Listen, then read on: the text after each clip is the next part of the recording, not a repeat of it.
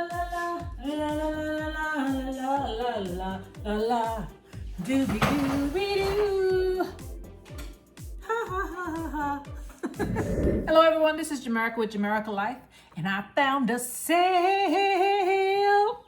So these were 25% off at the Tractor Supply store, and I wet them because one looked green, but it wasn't green, so that one's going back. But these I have soaked for about 8 hours.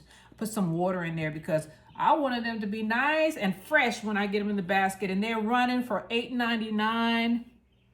This one was $10.99, but it was 25% off. So this one was probably $6.50. Same with this one, and this one was about, I don't know, $7. So that's a deal for bare roots, blueberries. So this one is a late spring harvest. It's called Misty. Let's do it one at a time. I think I have 2 Misties and 1 silver dollar. Misties are late spring, and the silver dollar, I believe, is summer and fall harvest. So I'm gonna do the Misty first, and then we'll get to the other one. So I have my little pots here. Y'all know this was a dragon fruit that was in here. Well, ain't gonna be a dragon fruit again. I put some pine bark in here, and on this one I put some sands and pine bark. So and I'm gonna put about a tablespoon of soil acidifier. Maybe I'll wait till I get in the pot, huh? So let's go ahead and see how these things look. You put this down and move them to the side so you can see what I'm doing. So I'm gonna put some soil in here.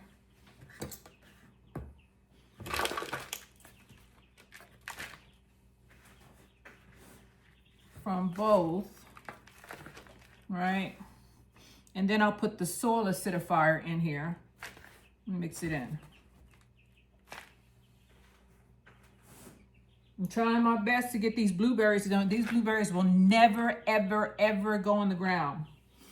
I had too many pass away on me, so I'm not gonna do it. Not going to do it. Give them the best chance possible. This is compost down, compost, sand, and pine bark. This one is just reused soil. So I'm digging down because I put the pine bark on top, and it, you know, it's wet, so it wouldn't mix up in well. So I got it about half full. I'm gonna get about about a teaspoon. That was about a teaspoon. I'm gonna mix it in this bottom portion. All right, get some more soil.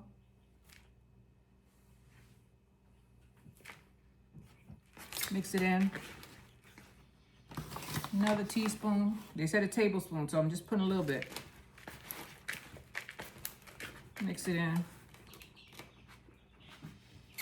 Okay, let's see what this thing looks like. So, I feel like I got bit by a mosquito. I don't do well with mosquitoes. So this thing is wet, so I'm not gonna really see the roots. And I think this thing has fibrous roots from what I can see. Yeah. So I'm gonna leave it in this little plug like that. I don't even know if I can tickle it. I'll just leave it like that. So I wanna get it up to about here. So I'm gonna get some more of this mixture to get it up to the space that I want it at. Make sure I plant it even. I want an inch of headspace here. Move this down a little bit. An inch of headspace here. All right.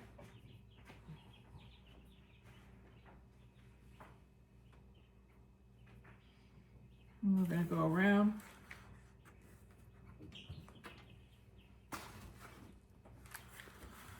Put some more soil.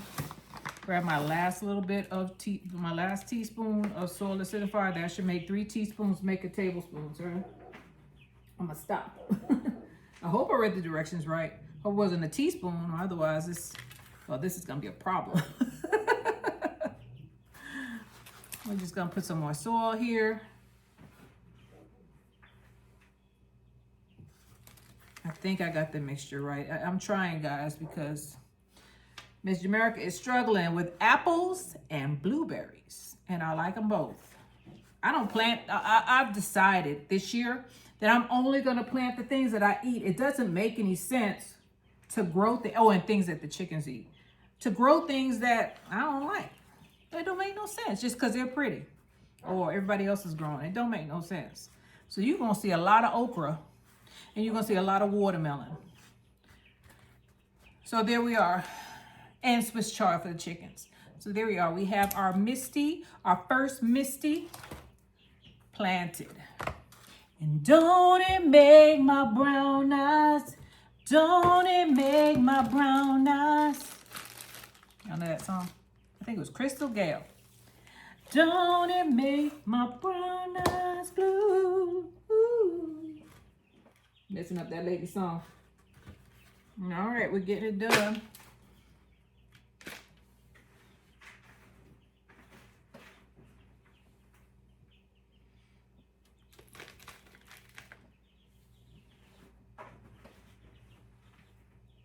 Little by little. Every day you should do a little bit. Never work yourself into a frenzy, because this is supposed to relax you. See, sometimes I'm sitting here and I'm doing this thing and I'm all hunched up like this. You're supposed to be relaxed. This is supposed to be enjoyable. It's a hobby. For some, for most. Shoot, it's getting to the point where you better do it. It ain't just a hobby. It's a hobby that's going to help you in the long run. Some people have hobbies that cost money. I'm trying to get a hobby that saves me some money. That's what I do. It may cost me up front, but if you buy trees and bushes and perennials, well, they're going to last you forever. They'll probably last you and your grandchildren. And unless they cut it down, unless they cut it down, it'll last forever. We had a mulberry tree at my grandma's house when I was a kid. She cut it down when I went to the military. I think when I came back from advanced individual training, right after basic training, she cut it down. After I left. Because every time she went back there with her hacksaw and whatever, I would be like, no, Grandma, don't cut it down. So she waited till I left. She said, now's my chance.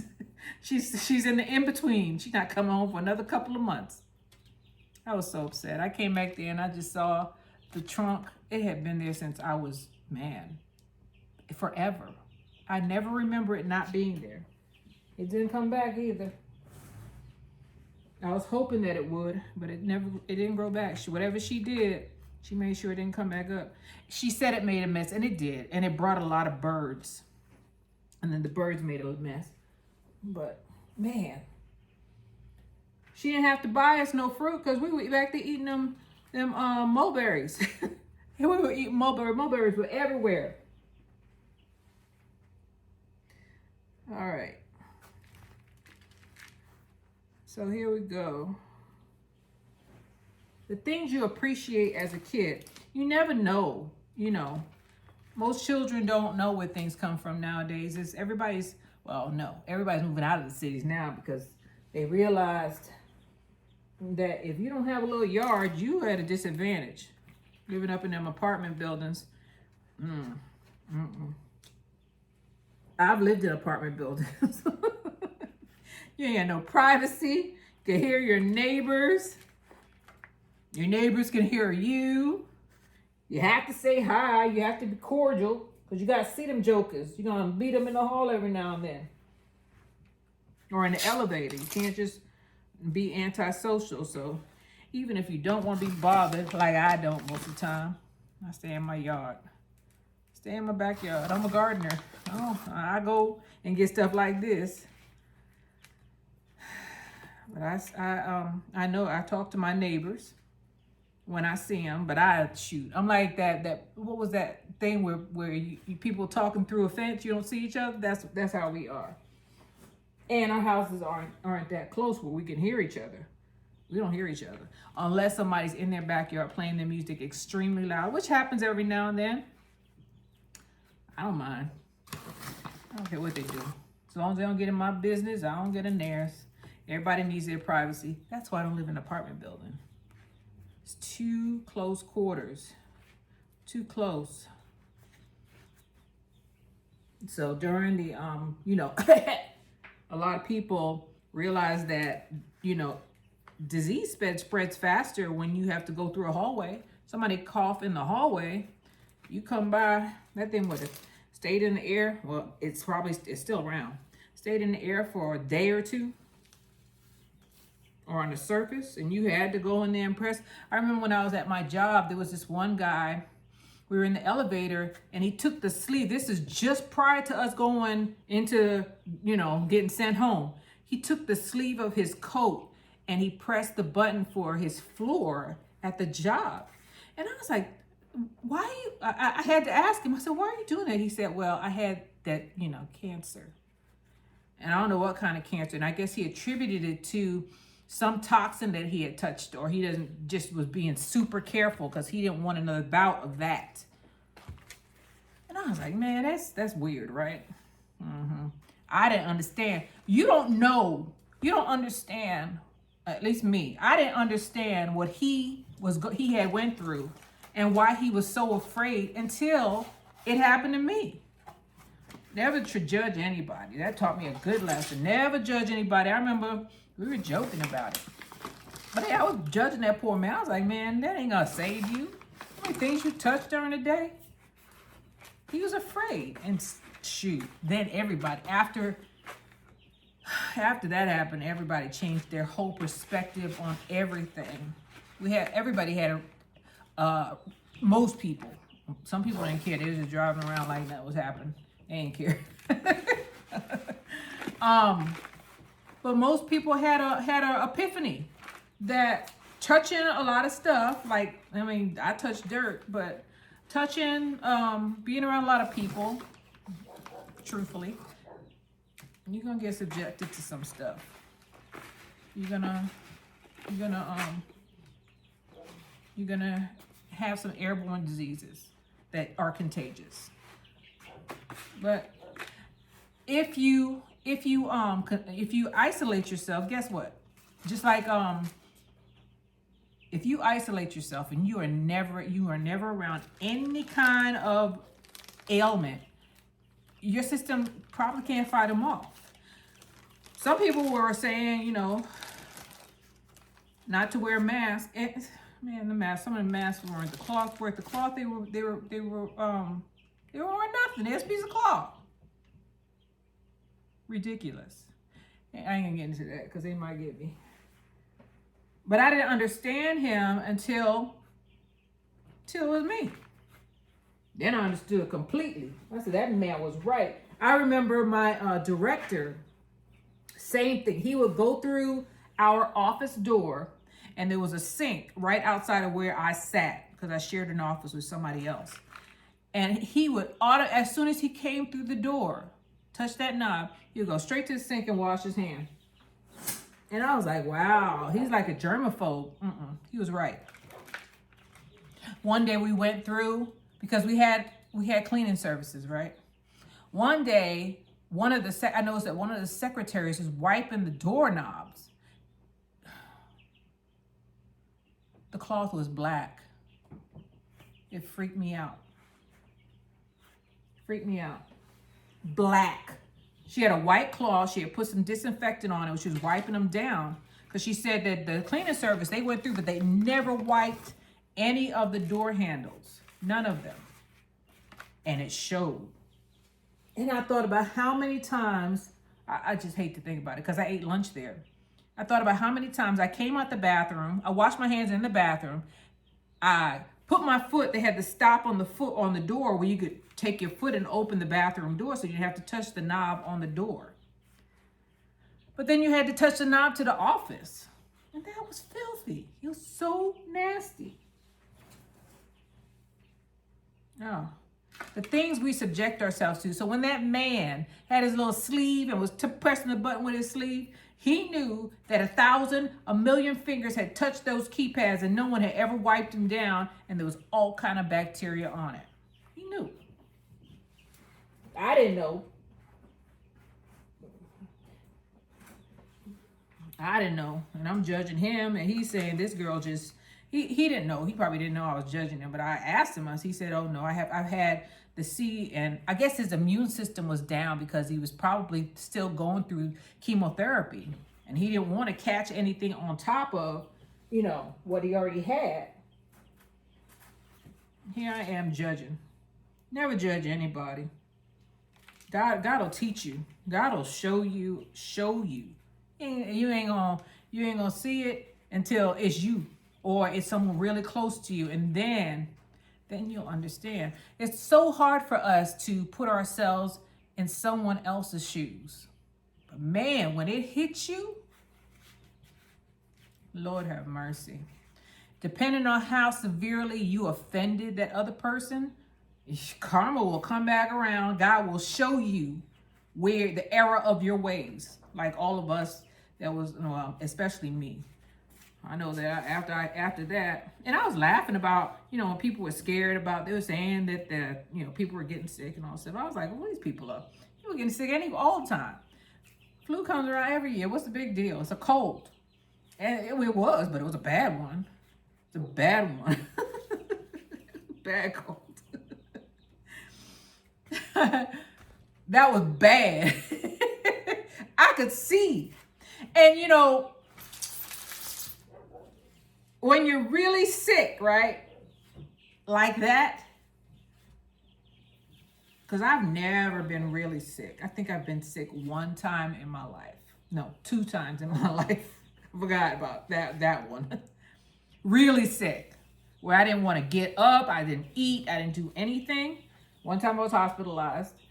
But the next time was, during the... You don't understand how terrible it is when you're really sick and you do not, all you think is, for me, am I ever going to be normal again? Am I going to live the rest of my life like this? Scary. Or worse, am I going to pass away? Shoot, sometimes you're so sick, sometimes you so sick, you can hope to pass away. You be like, God, take me, please. Just can't take this anymore. I've heard family members beg to go away. Just let me go.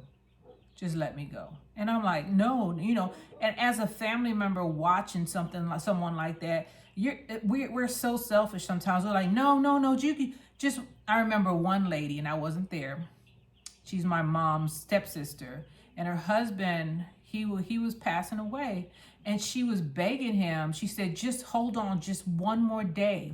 And every day she would say that to that man, and he held on as long as he could, and then finally he had to give it up. The man was suffering. So, sometimes we just have to let people go. And sometimes when we get sick, man, all I know is I was wondering if I was ever going to get better again. 2 times that happened in my life. 2 times. Thank God I did. Thank God. My mom, she was like, if I ever get to that point, just take me out. I'm looking at her like, I ain't going to jail for you. You're going to be here with me. I understand the thing, but I'm not into that, but it's when you're really sick and shoot, sick, don't know if you're going to be here today or tomorrow, or, for the rest of the day, or it's not promised to you. And sometimes you're so sick that that's what I went through my mind. Am I ever going to get better?